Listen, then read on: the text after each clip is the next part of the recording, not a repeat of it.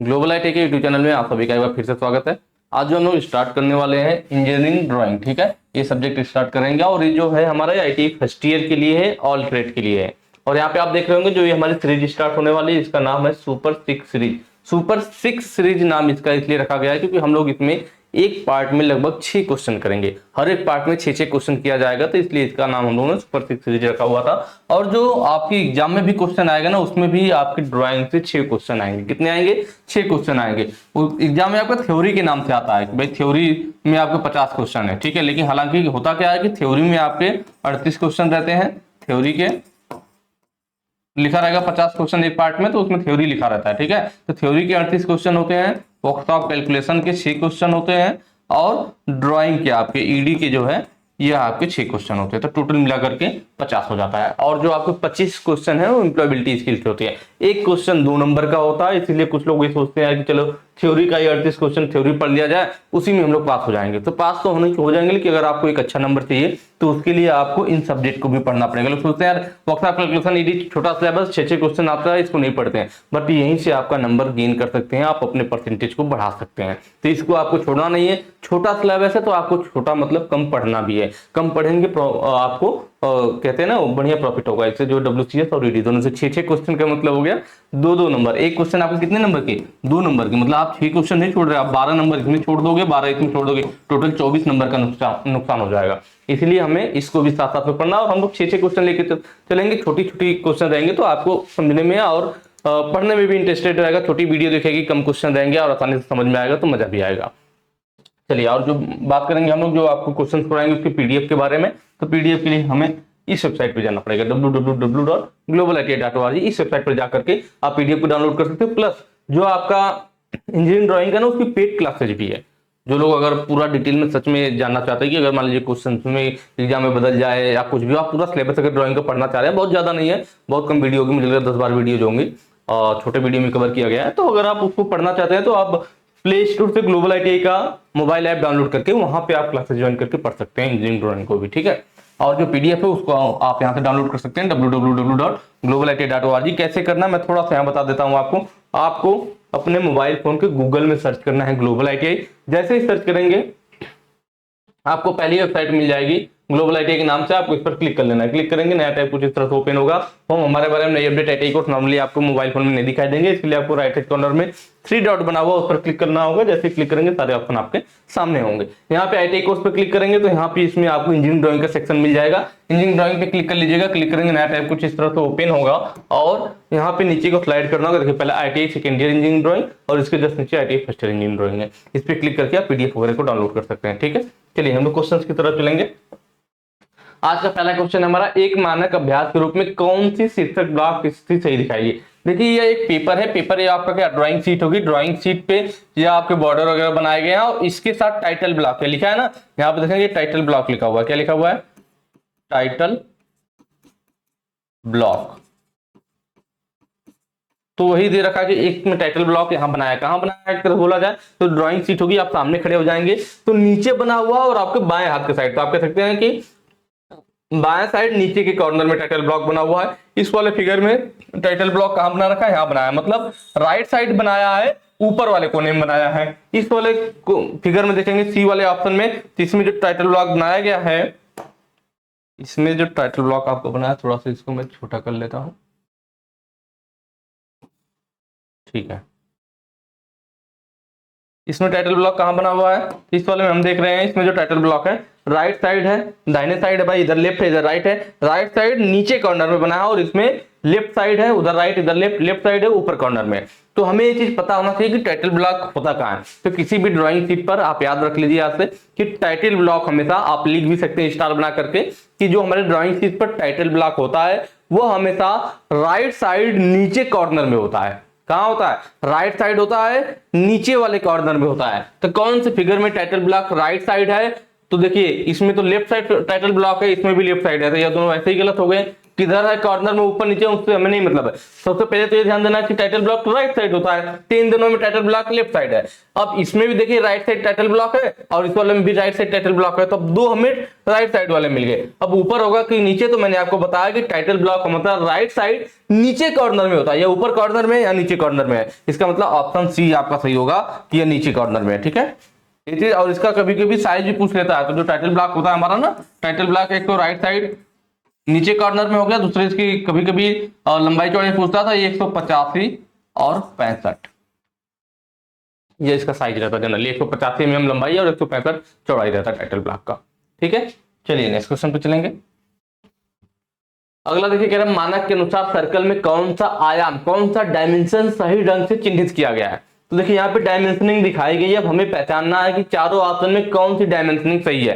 तो कभी भी देखिए जब भी हम सर्कल की डायमेंशनिंग करते हैं तो हमें ध्यान रखना होता है, किसी भी वृत्त में जब भी डायमेंशनिंग की जाएगी तो वो जो डायमेंशन लाइन खींचेंगे वो कभी भी सर्कल के वृत्त के व्यास पर नहीं होना चाहिए। कहां नहीं होना चाहिए, वृत्त के व्यास पर कभी भी डायमेंशन लाइन नहीं खींची जाएगी। यहाँ फिगर में हम लोग देखेंगे, जैसे ये आपका क्या हो गया, ये आपका सर्कल हो गया, तो आपका व्यास की मैं बात कर रहा हूं, व्यास कहां होता है, तो जहां सबसे बड़ी त्रिज्या होती है, दो त्रिज्याओं को मिलाएंगे तो व्यास बनता है। तो ये देखिए सबसे बड़ी जो कह सकते हैं जीवा, भाई दो परिधि पे मिलाने, दो पॉइंट जो मिलाते तो जीवा बनती है, तो जो सबसे बड़ी जीवा होती है वृत्त का वही व्यास होता है। और इधर देखा जाए तो यहां से यहां बन जाएगा, दो व्यास है ना, इधर से ऐसे हॉरिजॉन्टल में, सॉरी ऐसे वर्टिकल में और ऐसे हॉरिजॉन्टल में। तो ये जो दो व्यास है, तो व्यास वाली लाइन पे हम लोग कभी भी डायमेंशन को नहीं दिखाएंगे। कभी भी डायमेंशन दिखाना है आपको तो व्यास वाली लाइन को छोड़ दीजिए, उसके बाद जैसे आप इधर से खींच करके दिखा लीजिए, इधर से खींच करके दिखा लीजिए, कैसे भी दिखाइए, बस व्यास वाली लाइन पे हमें खींच करके डायमेंशन नहीं दिखाना होता है। फिगर में देखते हैं क्या दे रखा है, तो पहले में देखिए ये दिखा रखा 550, भाई यहाँ एरो बना दिया, यहाँ एरो बना दिया, ये पूरी लाइन खींच दिया, 550 दिखा दिया कि इसका व्यास 50 है। लेकिन डायमेंशनिंग ये गलत है। क्यों गलत है, क्योंकि हम देख रहे हैं जो डायमेंशन लाइन इसके व्यास पे चला गया है, भाई सीधे चला गया ना, सेंटर में जाएगा, इधर सेंटर पे जाएगा, इधर सेंटर पे जाएगा, सेंटर लाइन पे जाएगा मतलब व्यास पे जाएगा, तो हम लोग उस पर डायमेंशनिंग नहीं दिखाते, तो इस हिसाब से गलत है। इस फिगर में भी देखिए 550 लिखा है, मतलब इसका व्यास 50 है, ये तो कोई दिक्कत नहीं है, ठीक है। लेकिन ये डायमेंशनिंग लाइन किस पे गई हुई है, दो वृत्त के व्यास पे गई हुई है, और हम लोग वृत्त के व्यास पे डायमेंशनिंग लाइन नहीं दिखाते हैं, मैंने आपको बताया, तो यह भी गलत हो जाएगा। इस वाले में आइए, देखिए इसका वृत्त का व्यास वाली लाइन यह हो गई, या कह लीजिए सेंटर लाइन या व्यास कह लीजिए, दोनों एक ही बात है। तो यह सेंटर लाइन, इधर सेंटर लाइन, इसको छोड़ करके देखिए अलग से यहाँ पे लाइन खींची गई है, और यहाँ पर फिर एरो खींच करके बनाया गया है, और फिर वैसा ही क्या है, यहाँ पे एरो खींच करके बनाया गया, और यहाँ लिखा है क्या 550। तो ठीक है, तो यह देखिए इसकी डैम क्या है, सेंटर लाइन या कह लीजिए व्यास पे नहीं है ना, व्यास से हट करके दिखाया गया, और 5 मतलब व्यास, तो यहाँ से यहाँ तक क्या होगा भाई, व्यास होगा, तो ठीक है, इसका मतलब यह सही दिखाया गया, तो ऑप्शन सी आपका सही हो जाएगा कि यह डायमेंशनिंग मेथड ठीक है। जबकि डी वाले में आप कहेंगे डी वाला क्यों गलत है, क्योंकि इसमें तो व्यास पे डायमेंशनिंग नहीं दिखाई गई है, तो डी वाला इसलिए गलत है कि यहाँ पे देखिए जो डायमेंशन दिखाया गया है, यह एरो बनाया गया है ना, यह हमारा एरो यहाँ से बनाया गया है, यहाँ से लेकर के फिर ये हमारी लाइन चली गई है, लीडर लाइन, और ये दिखाया गया। तो हम देख रहे हैं यहाँ पे क्या भाई, इस सेंटर से, वृत्त के सेंटर से लेकर के यहाँ तक की दूरी क्या होगी, त्रिज्या होगी ना, यहाँ से यहाँ तक पूरा लेता तब व्यास होता, ये सेंटर से परिधि तक की दूरी ले रहा है तो यह क्या होगा, ये त्रिज्या होगा। जबकि यहाँ पे 550 लिखा हुआ, क्या लिखा है 550, 5 का मतलब क्या हो गया व्यास, लिख रहा है कि व्यास 50 है, दिखा रहा है त्रिज्या, इसलिए गलत है। यह कब सही होता, 550 की जगह अगर यहाँ पे क्या लिख दिया होता R50, ठीक है, या R25 कुछ भी लिखता, अगर 5 की जगह R लिखा होता, देखिए यहाँ पे त्रिज्या दिखाया भी गया, और यहाँ पे R लिखा होता तब हमारा ऐसा ही हो जाता, क्योंकि यहाँ त्रिज्या दिखाया गया और लिख रहा है 5 की व्यास है, इसलिए ऑप्शन डी वाला भी आपका गलत हो जाएगा, ठीक है। नेक्स्ट क्वेश्चन पे चलेंगे। अगला कह रहा है मानक के अनुसार कौन सा तीर शीर्ष सही है, कौन सा जो तीर है यहाँ पे है, इसका एरो हेड बनाया गया वो सही है। देखिए जो हमारी ड्राइंग में जनरली जो सबसे ज्यादा यूज होती है वो हमारे जो यूज होता है वो फिलेट वाला, ठीक है, क्लोज एंड फिलेट वाले जो एरो है तो ये वही यूज होता है, क्लोज हो, बंद हो, और फिलेट मतलब भरी हुई हो, प्लस उनके जो लंबाई और चौड़ाई होती है उसमें 3 संबंधी 1 का अनुपात हो, कितने का हो, 3 संबंधी 1 का, मतलब लंबाई 3 है तो चौड़ाई 1 होना चाहिए, इस रेशियो में उसका हेड बना होना चाहिए। तो पहला देखिए ओपन वाला है तो इसलिए हम इसको गलत कर देंगे, और डी वाला भी देखिए एक ही साइड पूरा एरो नहीं बना, इसको भी गलत कर देंगे, क्योंकि हम लोग ड्राइंग में ज्यादातर कौन सा यूज करते हैं, क्लोज वाली और फिल्ड वाली। तो ये देखिए क्लोज भी है और फिल्ड मतलब भरा हुआ, फिलेट वाली, क्लोज और प्लेट, यह भी क्लोज और प्लेट है, यह भी भरा हुआ ऑप्शन, दो ऑप्शन मिल गया। अब इनमें से कौन सा सही करें? तो मैंने आपको बताया कि जो इनकी लंबाई होती है, यह जो लंबाई होगा एरो का, यह 3 का रहेगा और जो इसकी चौड़ाई रहेगी तो 1 का रहेगा। ये अनुपात रहता है कि अगर मान लीजिए 3 mm लंबाई ले रहे हैं तो चौड़ाई 1 mm होनी चाहिए। इसमें देखिए क्या है, इसकी यह देखिए चौड़ाई है और यह लंबाई है और यह लंबाई, देख रहे हैं यह चौड़ाई और यह लंबाई लगभग एक ही बराबर लग रहा होगा। फिगर में देखिए चौड़ाई और लंबाई इसका एक ही बराबर लग रहा है, तो इसलिए यह भी गलत हो जाएगा। इसमें देखिए इसकी लंबाई कितनी, यहाँ से यहाँ तक है और चौड़ाई इतनी सी है, तो इसमें दिख रहा है कि लंबाई ज्यादा है और चौड़ाई कम है, लगभग चौड़ाई का 3 गुना लगभग लंबाई दिख रहा है। तो ऑप्शन सी आपका सही हो जाएगा कि यही हमारा एरोहेड ठीक है। ठीक है, नेक्स्ट वाले पे चलेंगे। अगला कह रहा है ड्राइंग अभ्यास के अनुसार कौन सा ड्राइंग आयाम सही है। यहाँ पे आपको पहचानना है। देखिए ड्राइंग आयाम में आप कभी भी तभी पहचान पाओगे डायमेंशनिंग किसमें सही की गई है, जब आपको दो मेथड हम लोग जनरली यूज करते हैं, उन दोनों के बारे में पता हो। कौन कौन सा मेथड? तो एक होता है आपका अलाइंड सिस्टम, एक होता है यूनिडायरेक्शनल सिस्टम। जब भी हम किसी ड्राइंग में हम लोग डायमेंशनिंग करते हैं तो दो सिस्टम यूज करते हैं, अलाइंड सिस्टम, यूनिडायरेक्शनल सिस्टम। कौन कौन सा सिस्टम, कौन कौन सा मेथड यूज किया जाता है? तो एक अलाइंड यूज किया जाता है। कौन सा? अलाइंड सिस्टम, या कह लीजिए कहीं मेथड भी लिखा होता है अलाइंड मेथड, अलाइंड सिस्टम। और दूसरा यूज करते हैं हम लोग यूनिडायरेक्शनल। कौन सा? यूनिडायरेक्शनल मेथड कही है, सिस्टम कही। ठीक है, अलाइंड सिस्टम कब बोलते हैं? जब कहीं भी ड्राइंग है हमारी, इस तरह से ड्राइंग बनी हुई है और इसका हमें दिखाना है क्या, डायमेंशनिंग। तो जब इसकी डायमेंशनिंग दिखाई जाए तो यह देखिए डायमेंशन दिखाने के लिए हम लोग दो एक्सटेंशन लाइन खींचते हैं। इसका सबसे बाहरी किनारा इधर इधर, तो ये दो लाइनें खींची जाती है, इसको एक्सटेंशन लाइन बोला जाता है। इसका काम होता है कि जब बीच में हम लोग डायमेंशन लाइन खींचेंगे तो जैसे भाई डायमेंशन लाइन कहां तक खींचे, तो ये एक्सटेंशन लाइन यह निश्चित करता है कि जहां हम डायमेंशन लाइन खींचेंगे तो इस लाइन से बाहर नहीं निकलना चाहिए, ना ही इस लाइन से पहले रुकना चाहिए। यही काम किसका है? एक्सटेंशन लाइन का। तो एक्सटेंशन लाइन इसलिए पहले खींच लिया जाता, फिर डायमेंशन लाइन खींचा जाता। फिर एरो बनाते समय भी यही ध्यान रखा जाता है कि जो एरो बने, एरो का हेड ना ही एक्सटेंशन लाइन से पहले रुके, ना ही इसको काट करके आगे निकले, इसको बस टच करना चाहिए। यही एक्सटेंशन लाइन का काम है ना, ये सुनिश्चित करता है कि हमें एरो हेड कहां तक बनाना है। तो यह दोनों एक्सटेंशन लाइन हो गया और बीच में खींच दी गई डायमेंशन लाइन। तो जो अलाइंड सिस्टम होता है इसमें क्या होता है, हमेशा इस तरह से डायमेंशन दिखाने के बाद जो डायमेंशन वैल्यू लिखा जाता है हमेशा डायमेंशन लाइन के पैरेलल में लिखा जाता है और उसके ऊपर सेंटर में लिखने की कोशिश करते हैं। तो जैसे ये डायमेंशन लाइन इसका दिखाना है कि यह 60 mm है, तो इसके ऊपर सेंटर में लिखा जाएगा 60 mm, तो ये लाइन सिस्टम कहलाएगा। जैसे वर्टिकल में लाइन आ गई तो वर्टिकल में देखिए पहले हमने यहां से यहां तक खींचना, तो इसके साथ में जो ये लाइन खींची ये दोनों लाइन एक्सटेंशन लाइन कहलाती है। फिर इनके बीच में हम लोग डायमेंशन लाइन खींच करके एरो हेड बना देते हैं। लाइन ब्रेक नहीं होनी चाहिए। लाइन सिस्टम में भी ध्यान रखना होता है कि डायमेंशन लाइन कंप्लीट रहती है, ब्रेक नहीं किया जाता है। ठीक है, अब यहाँ पे हमने खींच लिया, अब क्या होगा मैंने बताया जो डायमेंशन वैल्यू मान लीजिए इसका 30 है तो यह कैसे रहेगा, तो इसके पैरेलल, तो यह ऐसे घूम जाएगा। पहले यह सीधा था, अब यह लाइन जब जैसे भाई यह लाइन सीधी है, इसको आप खड़ा करोगे तो जो लिखा हुआ अक्षर है वो भी ऐसे घूम जाएगा ना, ऐसे खड़ा करोगे तो लिखा हुआ अक्षर भी घूम जाएगा। तो उसी तरह देखिए अक्षर भी घूम गया, मतलब इसके पैरेलल लिखा गया है, इसको हम लोग नहीं चेंज करेंगे। ऐसा नहीं कि हम लोग इसको ऐसे लिख दे, ऐसे लिख देंगे गलत हो जाएगा। अलाइन सिस्टम है तो आपको ऐसे ही लिखना पड़ेगा, लाइन के पैरेलल ही लिखना पड़ेगा। ठीक है, चलिए यूनिडायरेक्शनल वाला देख लेते हैं। यहाँ पे देखिए थोड़ा सा मिस्टेक हो गया है, डायरेक्शनल रहेगा ना, AL भी रहेगा इसमें।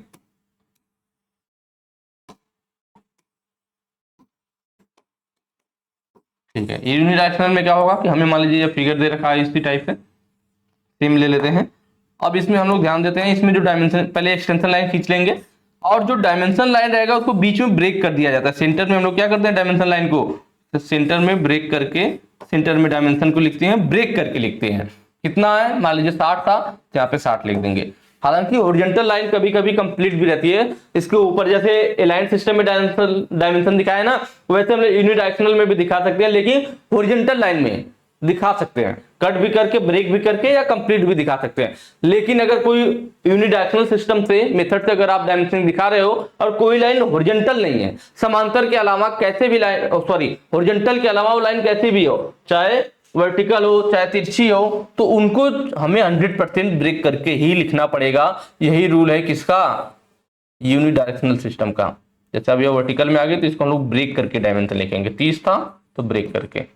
दोनों में डिफरेंस समझ में आया होगा कि अलाइंड सिस्टम क्या है, यूनिडायरेक्शनल सिस्टम क्या है। अलाइंड सिस्टम में लाइन, डायमेंशन लाइन को ब्रेक नहीं करते हैं, हमेशा उसके ऊपर और सेंटर में साफ सुथरा लिखा जाता है डायमेंशन को, और पैरेलल रहता है, जैसे डायमेंशन लाइन वर्टिकल हुई तो वह भी हमारा घूम गया, लिखा हुआ भी घूम गया।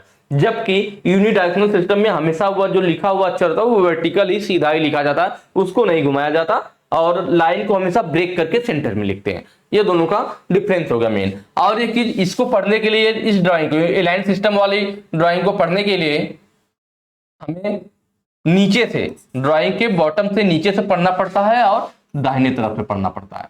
मतलब बॉटम से पढ़ने की जरूरत पड़ती है और राइट साइड से, क्योंकि अब ये 30 लिखा हुआ तो राइट साइड से रहेंगे तब ना डायमेंशन सही से दिखेगी, तो बॉटम और राइट साइड से पढ़ते हैं। जबकि यूनिडायरेक्शनल सिस्टम में लिखा हुआ क्या है, यह भी सीधा ही लिखा है, यह भी सीधा है, इसलिए इसको सिर्फ हम लोग सिर्फ और सिर्फ बॉटम से भी पढ़ सकते हैं, सिर्फ बॉटम से पढ़ सकते हैं, उसको बॉटम और राइट साइड से पढ़ना पड़ता है।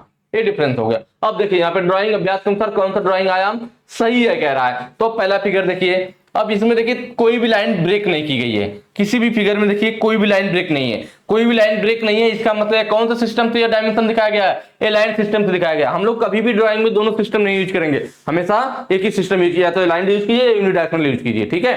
तो यहाँ पे हम देख रहे हैं कोई भी लाइन ब्रेक नहीं है, इसका मतलब ये अलाइन सिस्टम हो गया। अब हमें पता चल गया अलाइन सिस्टम है। अलाइन सिस्टम में क्या हमने पढ़ा कि जब भी ड्राइंग दिखाई जाएगी डायमेंशन लाइन के ऊपर आउट सेंटर में लिखा जाएगा, डायमेंशन लाइन के ऊपर आउट सेंटर में लिखा जाएगा। पहले वाले में देखिए, पहला वाला तो पहले ही गलत हो गया, डायमेंशन तो लाइन तो कंप्लीट है, लेकिन डायमेंशन को यहाँ ऊपर दिखाना चाहिए था ना, सेंटर में ऊपर, लेकिन डायमेंशन को इसलिए नीचे लिख दिया डायमेंशन वैल्यू को, तो इसलिए यहाँ पे गलत हो जाएगा, ठीक है। अगला देख लेते हैं। अगले वाले में क्या है, देखिए इधर क्या ऊपर लिखा हुआ है सेंटर में, इधर भी क्या है सेंटर में ऊपर लिखा हुआ है, और यहाँ भी जैसे लाइन खड़ी हुई तो ये अक्षर भी ऐसे घूम गया है, तो यह वाला ऑप्शन सही है बिल्कुल, जैसे मैंने बताया देखिए उसी टाइप से इस पे डायमेंशन को दिखाया गया, तो यह ठीक है। सी वाले में क्या दिक्कत है, सी वाले में भी देखिए इसको नीचे लिख दिया है, डायमेंशन वैल्यू कहाँ लिख दिया, नीचे लिख दिया, जबकि डायमेंशन लाइन के ऊपर होना चाहिए, नीचे लिख दिया, इसलिए यह भी गलत हो जाएगा। इसमें देखिए यहाँ सही लिखा, डायमेंशन लाइन के ऊपर लिख रखा है, लेकिन यहाँ फिर देखिए साइड वाले में डायमेंशन लाइन के नीचे वैल्यू को लिख दिया, इसलिए यह भी गलत हो जाएगा, क्योंकि अलाइन सिस्टम में हमेशा डायमेंशन कहाँ लिखा जाता है, डायमेंशन लाइन के ऊपर सेंटर में लिखा जाता है, यहाँ नीचे लिख रखा है, इसलिए यह भी सिस्टम गलत हो जाएगा, इसलिए ऑप्शन बी आपका सही होगा। नेक्स्ट वाले पे चलेंगे। कह रहा सेट स्क्वायर का नाम खोजे, कि सेट स्क्वायर का क्या नाम है, ठीक है।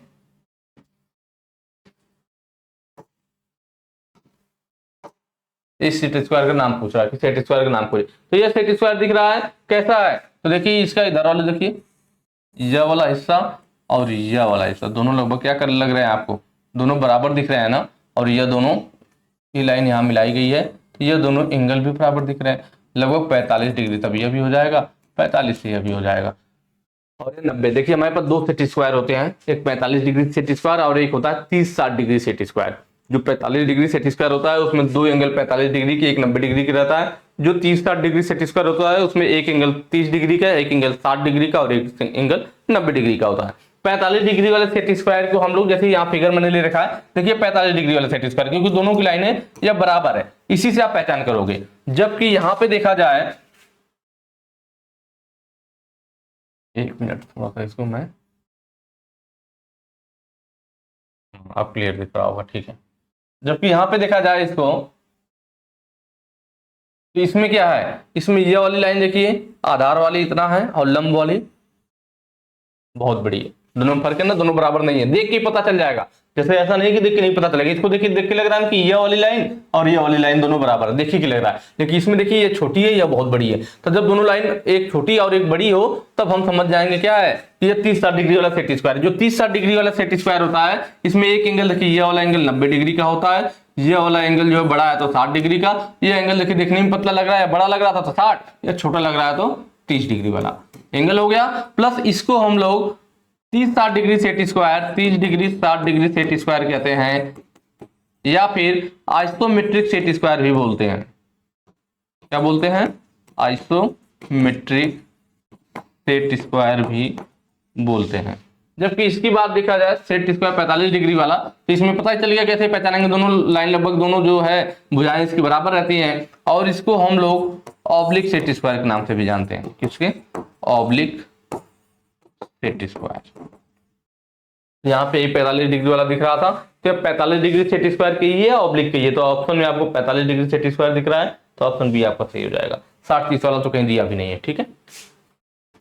नेक्स्ट क्वेश्चन पे चलेंगे। अगला है आपका, यहाँ पे फिगर दे रखा है किसी स्पैनर का और पूछ रहा है कि identify the name of tool, tool के नाम को पहचाने। तो देखिए कौन सा टूल है, तो ये दिख रहा है आपको स्पैनर के जैसा दिख रहा है, और कैसा है, एक इसका सिरा इधर है एक इधर है, दो सिरे हैं, तो डबल इंडेड स्पैनर भी कभी कभी इसको लिखता है। और देख रहे हैं इसका सिरा दोनों जो है स्पैनर का खुला हुआ है, इसीलिए इसको ओपन एंड स्पैनर भी बोलता है। क्या बोलता है, open and spanner, open and spanner बोलता है, क्योंकि दोनों इसके मुंह खुले हुए हैं और उसका देखिए दोनों बंद है। तो ये देखिए ओपन एंड स्पैनर ना, दोनों खुले हुए हैं तो ओपन एंड स्पैनर, या दो सिरे है तो डबल एंड स्पैनर भी बोलता है, डबल एंडेड स्पैनर। तो यहाँ देख रहे हैं ऑप्शन कौन सा, option b open and spanner, option b सही हो जाएगा। रिंग स्पैनर, तो यह वाला देखिए रिंग स्पैनर, रिंग का मतलब गोला बना हुआ है, देखिए इधर भी दोनों साइड रिंग बना हुआ है, गोला बना हुआ है, तो इसको लोग रिंग स्पैनर कहते हैं। एडजस्टेबल स्पैनर, जिसके साइज को एडजस्ट किया जा सके, ये हमारा एडजस्टेबल स्पैनर है। इसमें देखिए यहाँ पे यह दिया होता है, यहाँ पे इस नट को ऐसे घुमाते हैं तो इसकी साइज कम ज्यादा होती है, खुलता है जबड़ा और बंद होता है, तो इसके साइज को एडजस्ट किया जा सकता है, इसलिए इसको एडजस्टेबल स्पैनर कहते हैं। ठीक है, मुझे उम्मीद है आप लोगों को समझ में आया होगा, कमेंट करके जरूर बताइएगा चीजें क्लियर हो रही है, समझ में आ रही है या नहीं आ रही है। बाकी जो आगे के क्वेश्चन है हम लोग नेक्स्ट वीडियो में सॉल्व करेंगे। Thank you.